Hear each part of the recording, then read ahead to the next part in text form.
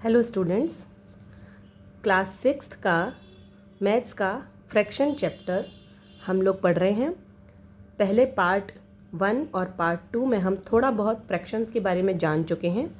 अब हम आगे बढ़ते हैं। हम कुछ स्टेटमेंट्स रीड करना सीखेंगे जो फ्रैक्शन से रिलेटेड हैं। फर्स्ट और सेकंड पार्ट हम पढ़ चुके हैं। इसी फ्रैक्शन चैप्टर के सेकंड वीडियो में आज थर्ड वीडियो है फ्रैक्शन का, तो उसमें हम थर्ड वाले पॉइंट को, स्टेटमेंट को पढ़ना सीखेंगे। यहाँ लिखा हुआ है 4 friends ordered 3 glasses of sugar cane juice. बहुत से स्टूडेंट्स को स्टेटमेंट्स रीड करने में प्रॉब्लम आती है, इसलिए हम थोड़ा धीरे धीरे पढ़ेंगे। 4 friends ordered 3 glasses of sugar cane juice. मैंने प्रीवियस वीडियो में भी बताया है कि जिन बच्चों को पूरा क्वेश्चन पढ़ने में प्रॉब्लम आती है वो थोड़ा थोड़ा पढ़ेंगे और उसे ड्राइंग की फॉर्म में रफ कॉपी में एक बार करके देखेंगे। किस तरीके से वो मैं करके बताती हूँ। आप लोग प्लीज़ इसे रिपीट कीजिएगा, रफ कॉपी में प्रैक्टिस कीजिएगा। उसके बाद आप अपने माइंड में ही इन सब सवालों को करने के लिए रेडी रहेंगे। तो हम कोशिश करते हैं। 4 friends ordered 3 glasses of sugar cane juice. 3 glasses, ये हैं 3 glasses of sugar cane juice. और इसको हमें, ये हमारा टोटल 3 ग्लासेस हैं, मीन्स 3 ग्लासेस। अब इसमें लिखा है एंड शेयर्ड इट इक्वली। जहाँ भी इक्वली आएगा और शेयर्ड आएगा, इक्वली जब हम किसी चीज़ को डिवाइड करते हैं या शेयर करते हैं तो वो फ्रैक्शन बनने लायक हो जाता है। तो हमें 3 ग्लासेस को डिवाइड करना है equally among themselves. Among themselves का मतलब है जितने भी वो फ्रेंड्स हैं वो सभी आपस में, सभी friends 3 glasses of sugar cane juice को डिवाइड करेंगे। 4 फ्रेंड्स में हमें डिवाइड करना है। इसका मतलब ये हुआ, डिवाइड का मतलब होता है अपॉन। 3 ग्लासेस टोटल कितने फ्रेंड्स में डिवाइड करना है? 4 फ्रेंड्स में। तो हमारे पास ये फ्रैक्शन ऑलरेडी बन चुका है, यानी नेक्स्ट क्वेश्चन का आंसर आ चुका है। ईच वन मतलब एक friend drank dash glass of sugar cane juice. Each one मतलब ये 4 फ्रेंड्स हैं, इनको मिलेगा, ये 4 फ्रेंड्स हैं, इनको मिलेगा 3 total, 3 total, 3 total and 3 total. इसका फ्रैक्शन बनेगा अपॉन अपॉन अपॉन अपॉन।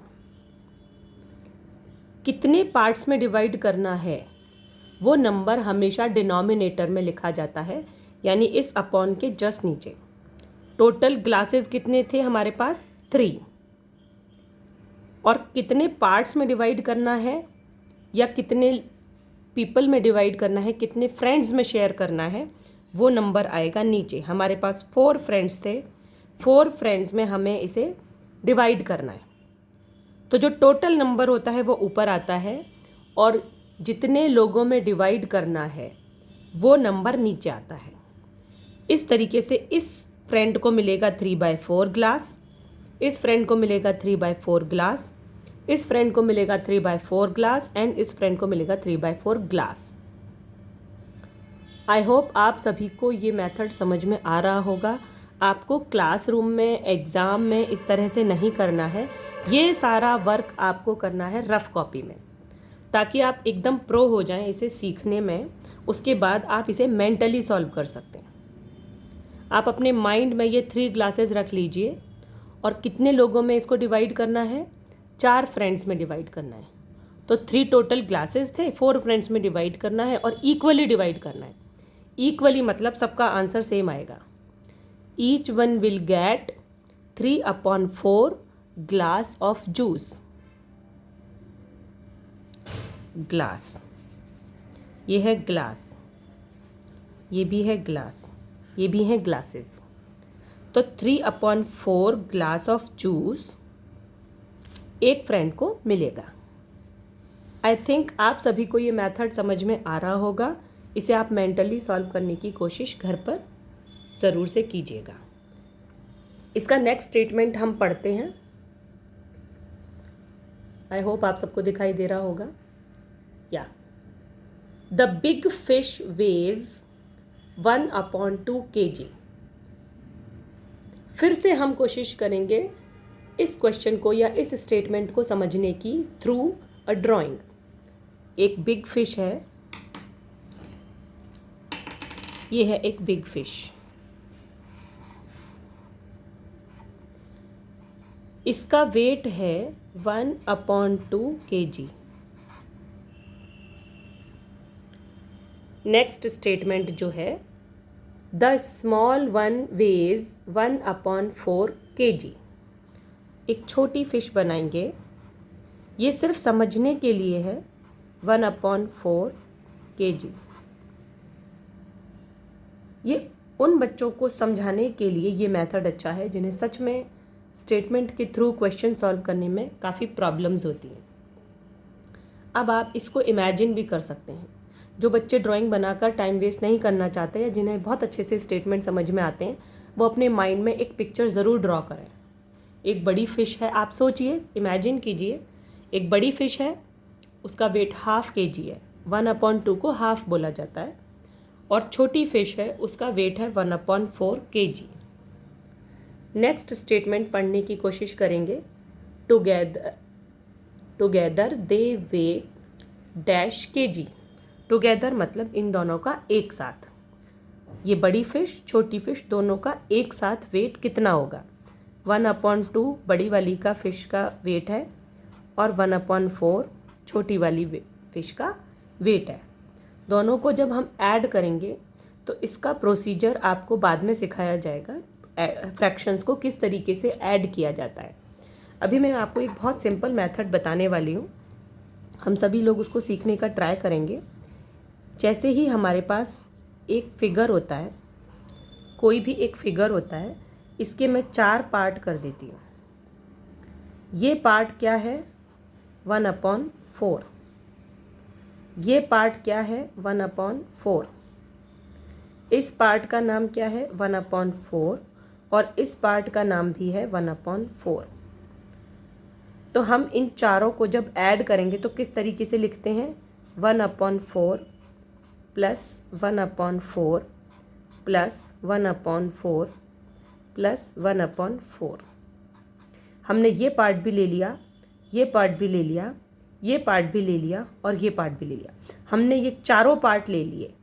तो जब हम इन चारों पार्ट को ले रहे हैं तो हमारा आंसर आना चाहिए 1, क्योंकि हमने कंप्लीट फिगर को ले लिया है। और कंप्लीट फिगर का मतलब होता है यूनिट 1। एक टर्म आप सुनेंगे, यूनिट। यूनिट मतलब 1। और एक और टर्म हम सुनेंगे, unit fraction. Unit fraction. Unit fraction का मतलब होता है इस यूनिट को पार्ट्स में डिवाइड कर दिया गया है तो वो फ्रैक्शन में क्या बनेगा? ऊपर 1, इस 1 पार्ट को कितने पार्ट्स में डिवाइड किया है हमने? यहाँ पे 4 पार्ट्स में। ये हो गया इसका यूनिट फ्रैक्शन।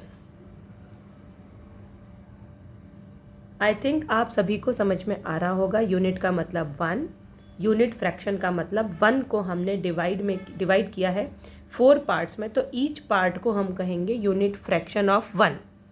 तो 1/4 हम कितने पार्ट्स में डिवाइड कर रहे हैं वो नंबर नीचे आता है। 4 पार्ट्स में डिवाइड कर रहे हैं तो वो नंबर नीचे आता है। इसी तरीके से हम इसको ऐड करना सीखेंगे। इसका मतलब एक और तरीका मैं आपको बताऊंगी। कोई भी आप एक फिगर ले लीजिए, इसका आपने इस तरीके से 4 पार्ट किए। एक इसका नाम है 1/4, और इसका नाम भी 1/4 है, जैसे इसका नाम है 1/4 और इसका नाम भी है 1/4। अब हम इस 1/4 और इस 1/4 को देखेंगे तो हमें क्या दिखाई दे रहा है कि हमने इस पूरे बड़े सर्कल का हाफ पोर्शन ले लिया है। हाफ, इसका मतलब इसको हम ऐसे भी कर सकते हैं।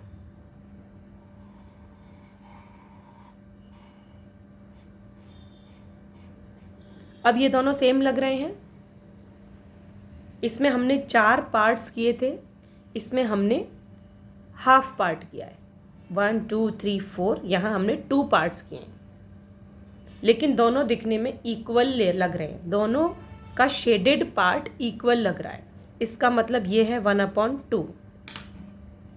इसका मतलब हुआ 1/4 और 1/4। इसको जब हम ऐड करते हैं तो हमारा आंसर आता है 1/2।